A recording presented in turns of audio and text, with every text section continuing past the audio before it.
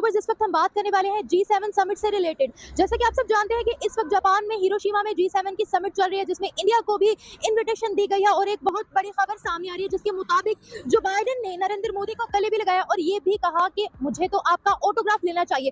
अगर हम इसका बैकग्राउंड देखें, अगर हम इस बात का बैकग्राउंड देखें कि ये बात क्यों बोली गई, तो ये बात इसलिए बोली गई क्योंकि next month Narendra Modi visit करने वाले हैं, यूनाइटेड स्टेट्स का विजिट करने वाले हैं, अमेरिका का। और जो बाइडेन ने ये बोला कि हमारे पास जो स्टेडियम है उसमें मुझे लगता है कि जितनी एप्लीकेशंस हमें रिसीव हो रही हैं, जब आप विजिट करेंगे तो मुझे लगता है वहां पर लोग पूरे नहीं आने वाले। इस पर ऑस्ट्रेलियन प्राइम मिनिस्टर आए और उन्होंने भी मेंशन किया कि जब मैंने गुजरात का विजिट किया था 93,000 वहां पर लोगों ने ज्वाइन किया था, बहुत भारी मिकदार में वहां पर लोग प्रेजेंट थे, नरेंद्र मोदी के बहुत ज्यादा फैंस थे। इसी बारे में आज पाकिस्तानी आवाम को बताने वाले हैं कि जो बाइडेन ने जो स्टेटमेंट दिया है वो एक बहुत बड़ी स्टेटमेंट है। और अगर पाकिस्तान के प्राइम मिनिस्टर्स की बात की जाए तो हमें ये शर्फ अभी तक हासिल क्यों नहीं हो रहा। इंटरनेशनल मीटिंग्स की बात की जाए तो पाकिस्तान को इस वक्त क्यों पीछे रखा जा रहा है या क्यों इनवाइट नहीं किया जा रहा। आए जानते हैं कि पाकिस्तानी पब्लिक इस बारे में क्या राय रखती है। तब तक के लिए मेरे साथ रहें।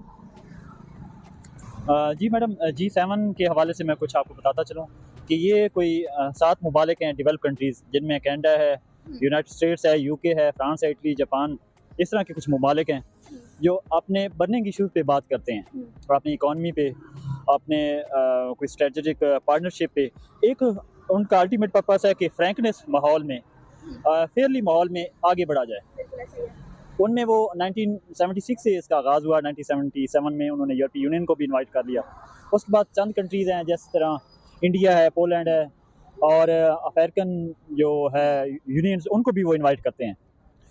आपका सवाल ये है कि उन्होंने मोदी साहब को इनवाइट किया और नेक्स्ट मंथ जो है वो नरेंद्र मोदी यूएस का भी विजिट करने वाले हैं और जो बाइडेन ने ये बोला कि हमारा जो यहाँ पे स्टेडियम है, मुझे इतनी एप्लीकेशंस आ रही है, मुझे ये लग रहा है कि हमारे स्टेडियम में जगह नहीं रहेगी, इतने लोग आएंगे आपको देखने के लिए। क्या कहेंगे इसके बारे में? जो बाइडेन खुद कह रहे हैं सुपर पावर जिसके हाथ में है, जो बाइडेन के हाथ में है, वो खुद इनको प्रेस करें। अगर हम अपने लीडर्स की बात करें तो हमारे लीडर्स को इंटरनेशनल मीटिंग्स में इस वक्त इन्वाइट भी नहीं किया जा रहा। किस तरीके से कंपेरिजन होगा?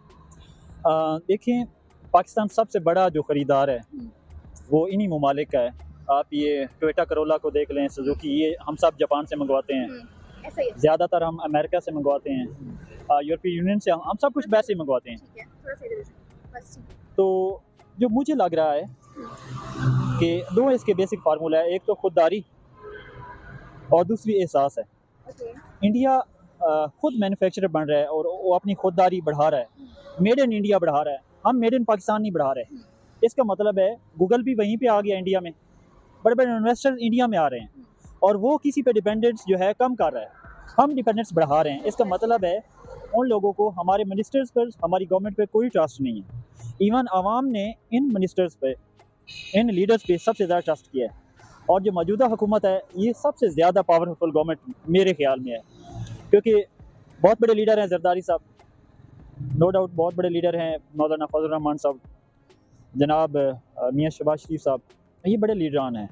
अगर मैं मतलब गैर जानबदार होकर बात करूं, लेकिन अगर ये एहसास कर लेना थोड़ा सा कि हम मुल्क को कौम के लिए क्या कर रहे हैं, तो हमारा मुल्क दुनिया का ताकतवर तरीन मुल्क हो जाए। Law and enforcement situation India की पाकिस्तान से भी बदतर है, लेकिन फिर वो इंडिया को क्यों तरजीह दे रहे हैं? क्योंकि उनकी खुददारी बढ़ रही है। सबसे ज़्यादा मैन्युफैक्चरिंग इंडिया की, जीडीपी आगे इंडिया का। इसका मतलब है इंडिया जो है वो अपनी इकानमी को बूस्ट कर रहा है। अवाम ने जो इन लीडरान पे ट्रस्ट किया है, मैं इन पे तनकीद नहीं कर रहा, मैं इन्हें ये कह रहा हूँ कि पाकिस्तान बड़ा है इस्लाम के नाम पे, और इसका मतलब ये है कि हाकमियत आला मेरे अल्लाह के हाथ में है। इन्हें थोड़ा एहसास कर लेना चाहिए कि वो जो कुर्सी देता है वो भी ले भी सकता है। अवाम के लिए कुछ करें, खुददारी बढ़ाएं जिस तरह इंडिया ने बढ़ाई है। अब सारे कंट्रीज़ इंडिया के पीछे हैं, पाकिस्तान के पीछे इसलिए नहीं है कि उनको पाकिस्तानी गवर्नमेंट पर ट्रस्ट नहीं रहा, क्योंकि ये अवाम से ज़्यादा अपने बारे में सोचते हैं। सबसे पहली बात कि उनका जो मीडिया है वो बड़ा पॉजिटिव रोल अदा करता है। वो अपनी छोटी सी उनकी कोई चैरिटी भी हो वो बढ़ा चढ़ा के पेश करता है। हम दुनिया के सबसे बड़े चैरिटी करने वाले मुल्क हैं, लेकिन हमें दिखाया नहीं जाता। चैरिटी लेने वाले या चैरिटी देने वाले? चैरिटी देने वाले भी पाकिस्तान में सबसे ज़्यादा है। लोग, नॉट गवर्नमेंट। जी, आप ठीक कहती हैं। दूसरा उनका ये है कि जो मोदी साहब हैं वो इकोनॉमिक पे बड़ा फोकस कर रहे हैं। उनकी हर गवर्नमेंट का ये गोल होता है कि इकोनॉमिक्स जो है बढ़े, जीडीपी बढ़े, R&D डेवलपमेंट उनका जो प्रोग्राम है, मैं उनको स्पेशल सैल्यूट करता हूँ। मैं अप्रिशिएट करता हूँ। ओके। हमारे जो R&D है वो तो बड़ा नाम है मैडम, ब्यूरोक्रेट से आप बात करके तो देख लें, R&D का सोचते भी नहीं है। और ये चारों तरफ जो डिपेंडेंस है उन्हीं ममालिक पे हैं। पंजाबी में कहावत है ना, जिनके घर दाने उन्होंने कमले भी सियाने। हमारे घर तो मतलब ये खुदारी है ही नहीं, मेड इन है ही नहीं। उन्हें पता है ये बेकारी हैं, ये लोन लेकर वापस ही नहीं करते। इनको हम फंड देते हैं, तरक्याती नाम पे ये खुद खा जाते हैं, ज़लज़ला के नाम पे ये खुद खा जाते हैं। तो इनकी से हट कर अभी भी वक्त है, अभी भी वक्त है। सबसे पावरफुल गवर्नमेंट ये है, इन्हें चाहिए एहसास करे, खुददारी बढ़ाए। सबसे बड़ा सोर्स हमारे पास आबादी का है, नौजवान नस्ल का है। यंग जनरेशन को काम पे लगाए, मेड इन पाकिस्तान बढ़ाए। और ये देखे ये ममालिक हमारे पीछे होंगे अब, क्योंकि मोदी साहब के पीछे इसलिए क्योंकि उनका R&D मजबूत है, वो रिसर्च पे काम कर रहे हैं, वो इकनॉमी पे काम कर रहे हैं। और सबसे ज़्यादा वो कहते हैं कि हमारी जो जमहूरियत है वो दुनिया की सबसे बड़ी डेमोक्रेसी है। और हमारा वो मजाक बनाते हैं कि आपके तो पायलट PIA के जहाज़ बाहर के ममालिक में बेच कर आ जाते हैं, आपकी तो इदारे भी मजबूत नहीं है, जमहूरियत तो बड़ी दूर की बात है। ये वजह है सर। तो पाकिस्तान लिटरली एक डेमोक्रेटिक कंट्री है। जी बिल्कुल, ऑफ कोर्स पाकिस्तान एक इस्लामी डेमोक्रेटिक कंट्रीज़ है, इसमें कोई शक नहीं तो है। यहाँ कहाँ पे डेमोक्रेसी नजर आ रही है? देखें जो असेंबली में बैठे हैं हमारे वोटों से भी बैठे हैं, हम आवाम उन्हें सेलेक्ट करती है, वोट देती है, इसलिए तो वो असेंबली में बैठे हैं। ओके सर, यहाँ मैं आपसे एक सवाल ये पूछना चाहूँगी, आपको क्या लगता है कि अगर हम पाकिस्तान की बात करें तो पाकिस्तान कब उस स्टेज पर पहुँचेगा जब हमें भी इंटरनेशनल इन्विटेशंस मिले, जब हम भी इंटरनेशनल लेवल पर जाकर अपनी कंट्री को रिप्रेजेंट करें और हमारे प्राइम मिनिस्टर्स के लिए भी लोग ये बोलें कि हमें आपका ऑटोग्राफ चाहिए या you are too famous in the world? वो यहाँ पे एक मैं शेर कोट करूँगा, खुद ही को कर बुलंद इतना कि हर तकदीर से पहले खुदा बंदे से खुद पूछे बता तेरी रज़ा क्या है। जो ईगल होता है ना जी, उसको बारिश पसंद नहीं होती। जिस वक्त बारिश होती है ना, वो बादलों से ऊपर चला जाता है।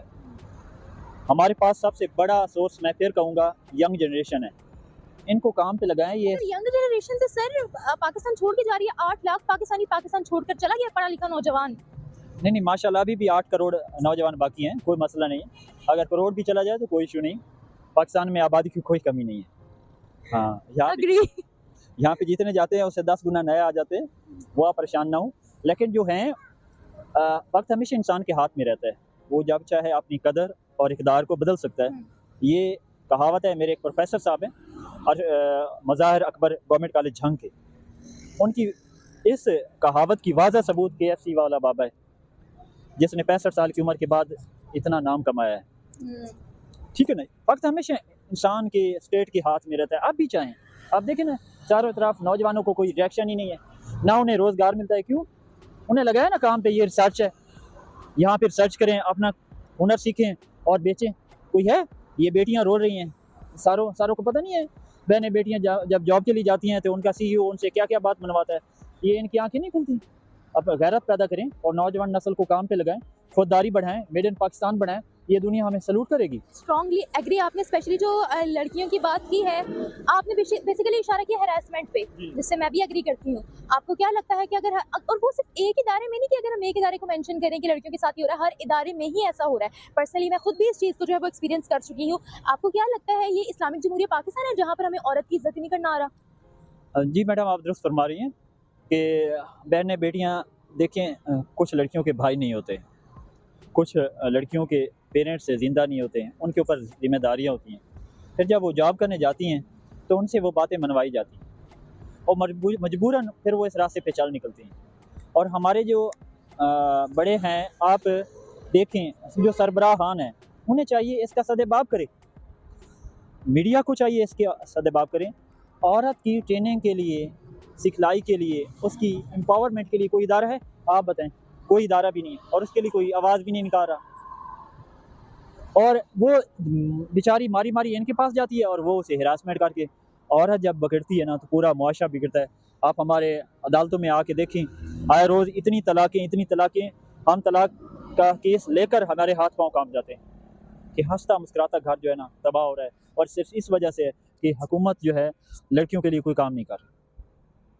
विमेन एम्पावरमेंट नहीं है, डोमेस्टिक वायलेंस के केस सामने आते होंगे। ऑफ कोर्स, बिल्कुल ऐसा ही है। और ये सिखाया जाता है कि अगर डोमेस्टिक वायलेंस हो भी रहा है तो तब भी इसी मुआशरे में सर्वाइव करो, क्योंकि सोसाइटी जो है वो तलाक याफ्ता औरत को एक्सेप्ट नहीं करती। क्या इस बात से आप एग्री करते हैं? इसके ना बहुत सारे फैक्टर्स हैं। इस्लाम खुली आज़ादी एक ख़ास हद तक देता है, कि ये करो मगर हाथ से तजावज़ ना करो, ये करो मगर हाथ से तजावज़ ना करो। आप देखें हर इदारा हर मदरसा अपने महदूद करके बैठा है। आप नमाज़ पढ़ने जाए ना, जमात के घंटा बाद मस्जिद को ताला लग जाता है। क्यों यार? वो कमेटी ने कहा हुआ है ये हमारी मस्जिद है, वह लिखा होता है ये हमारी मस्जिद है। आप इदारे पे जाएँ, वहाँ पे उन्होंने कहा होता है कि हमारे मनपसंद लोग इधर आएँ, बाकी बैठ जाएँ। तो ये नौजवान नस्ल क्या करे? वो किधर जाए? उन्होंने पेट से भरना है, पेट भरने के लिए वो गुनाह करते हैं। तो इसके लिए हम सबको मेल करना वेमेन एम्पावरमेंट के लिए, क्योंकि वेमेन जब अच्छी होगी, वो कहता है ना मुझे बेहतरीन मैं दो, मैं आपको बेहतरीन कौम दूंगा। हम हमेशा ये बोलते हैं कि विमेन एम्पावरमेंट पर काम करना चाहिए, मर्दों की तालीम पर भी काम करना चाहिए। हम लोग हमेशा कहते हैं कि औरत पर हमें फोकस करना चाहिए, उसके बरक्स मैं कहती हूँ कि आपको मर्द पे भी फोकस करना चाहिए। मर्दों को भी पता होना चाहिए कि how to treat a women. अगर आपके मर्द ही जाहिल गवार हैं, आपको लगता है कि वो मर्द अपनी बेटी को आगे बढ़ा पाएगा? आपको लगता है ये बात? तो मर्दों की तालीम भी उतनी ही मैटर करती है। जो तालीम है ना वो हमारे मुल्क में ज़ीरो है। जो एमफिल पीएचडी है ना ये ज़ीरो है। ये हमें मॉरलिटी नहीं सिखाती, ये हमें एथिक्स नहीं सिखाती, ये हमें R&D नहीं सिखाती, ये हमें सब्र नहीं सिखाती, ये हमें शुक्र नहीं सिखाती, ये हमें साइंस नहीं सिखाती, ये हमें तहम्मुल नहीं सिखाती। तो मेरा नहीं ख्याल आप 16 साल पढ़ने के बाद आपको क्या आता है? कुछ आता है? ना ड्राइविंग, ना शूटिंग, ना मैकेनिकल, ना फिजिक्स, ना मेडिकल, कुछ आता है? कुछ भी नहीं आता। ये तालीम है ही नहीं, ये ज़ीरो है। ये सिर्फ बिजनेसमैन है। बिजनेसमैन के लिए एक चार्मिंग फील्ड है, इंडस्ट्री है जो आपके सामने सारे अरबों कमा रहे हैं, लेकिन तालीम नहीं है, पहली बात। और दूसरी ये है, आप इसे तालीम ना कहें, इसे ट्रेनिंग कहें। मैं रिक्वेस्ट करूँगा अपने उलमा कराम से, अपने मीडिया से, अपने जो मुहब्बे वतन पाकिस्तानी हैं, वो खुदारा कौम को टूटने से बचाएं, बेटों को तालीम दें, सिखाएं, बेटियों को सिखाएं, बेटियों को सब्र सिखाएं, और बेटे को वो एथिक्स सिखाएं कि ये आपकी ग़ुलाम नहीं है, नौकरानी नहीं है, ये आपकी पार्टनर है। जैसे आप पार्टनरशिप में एक माहौल में बैठ के तहम्मुल से बात करते हैं, इस तरह बीवी से, बच्चों से एक पार्टनरशिप के तहत आप बात करें, कोई घर नहीं टूटेगा, कोई घर नहीं टूटेगा। एक आखिरी सवाल आपसे पूछकर बात को वाइंड अप करना चाहूंगी कि what is the difference between Indian prime minister Narendra Modi and Pakistani prime minister?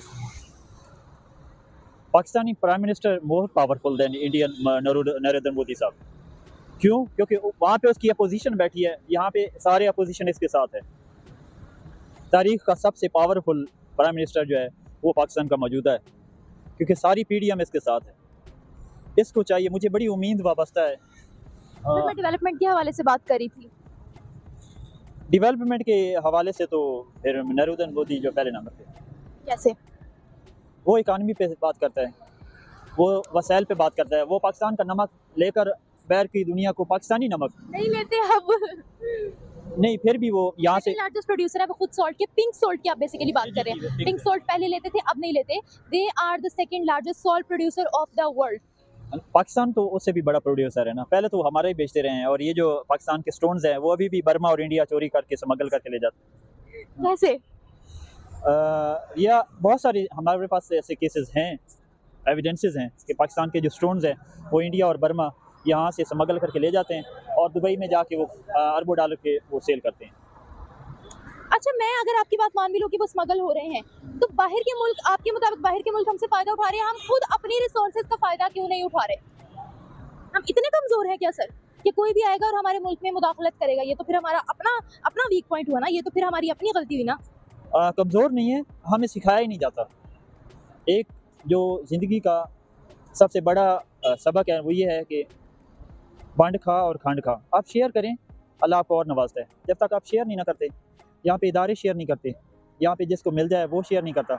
यहाँ पे ब्यूरोक्रेट जो किसी इदारे का सरबराह है, कभी उसने R&D के लिए कभी ओपन सेशन लगाया है, कभी किसी कॉलेज में गया है कि आप वॉलंटियरली बच्चों आप हमारे इदारे में लगाएंगे, कभी रेलवे का चीफ किसी कॉलेज में गया है, यूनिवर्सिटी में, भाई स्टूडेंट्स आपने 2-2 महीने हमारे रेलवे हेडक्वार्टर में लगवाने ताकि आप ट्रेन भी हो सकेंगे, आपको रेलवे के निज़ाम की समझ भी आ सकेगी। आप हेल्थ कभी अस्पताल का वो CM कभी गया है, क्या होता है उसको बड़े को MS कहते हैं, वो कभी किसी कॉलेज में गया है कि बच्चों आपने 2-2 महीने फ्री की इंटर्नशिप हमारे अस्पताल में करनी है ताकि हम सफाई करेंगे, हम मरीज़ों की देखभाल करेंगे। यहाँ पे सारे इसी अपनी सीट बचा रहे हैं। प्राइम मिनिस्टर साहब भी अपनी सीट बचा रहा है, इसलिए वो हमसे बेहतर है। ऐसा ही है। सिर्फ अपनी सीट का सोचते हैं, दूसरे बंदे का नहीं सोचते। और सबसे बड़ी बात सर, हमारा मुल्क ज़राअत का मुल्क था, बैकबोन हमारी एग्रीकल्चर थी, बट आज एग्रीकल्चर में भी हम बहुत से प्रोडक्ट्स गंदम हम बाहर से इंपोर्ट कर रहे हैं। तो ये हाल हो गया है हमारा। आपको क्या लगता है कि कितने अरसे में पाकिस्तान जो है वो डेवलपमेंट की रेस में आगे आएगा? कितना अरसा लगने वाला है? पाकिस्तान एक ज़रूरी मुल्क है, गंदम की ये खुद स्मगल कर देते हैं। पाकिस्तान में बहुत ज़्यादा गंदम वाफिर मिकदार में, चावल वाफिर मिकदार में। हम ऐसा होता है जिस वक्त गंदम की प्रोडक्शन होती है वो 3,000-3,500 रुपये ले लेते हैं, और जब गंदम किसान सेल कर देता है तो यही फिर डबल कीमत फिर मार्केट में आ जाती है। ज़ख़ीरा अंदोज़ बैठे हैं, उनके ऊपर कोई चेक एंड बैलेंस नहीं है। एक ही बात कहूँगा कि किसी मुल्क के सरबराह को उन्होंने कहा था कि आपके मुल्क में ना बगावत हो रही है। उसने कहा था कि मुझे ये एक बात बताओ कि हमारी अदालतें आज़ाद हैं, हमारी अदालतें किसी के असर में फ़ैसला तो नहीं कर रही। उन्होंने कहा नहीं, ये अदालतें आज़ादी से फ़ैसला कर रही हैं। उन्होंने कहा फिर मुझे कोई ख़तरा नहीं, यहाँ पे हमारी अदालतें आज़ाद नहीं हैं।